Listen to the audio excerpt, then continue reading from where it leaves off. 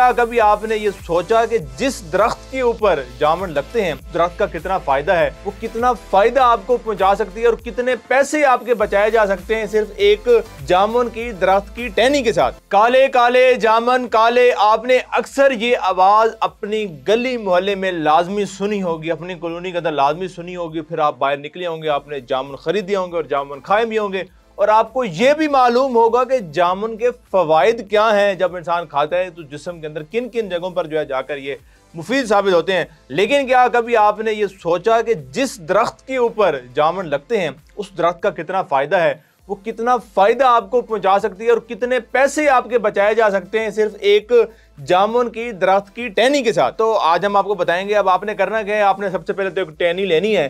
टहनी लेने के बाद जो है उसको ज़ाहिर है थोड़ा सा धो लेना है, साफ़ कर लेना है, क्योंकि ज़ाहिर है वो दरख्त के ऊपर मुख्तलिफ किस्म के परिंदे, मुख्तलिफ किस्म के कीड़े और मुख्तलिफ चीज़ें जो है उसके ऊपर चलती फिरती रहती हैं।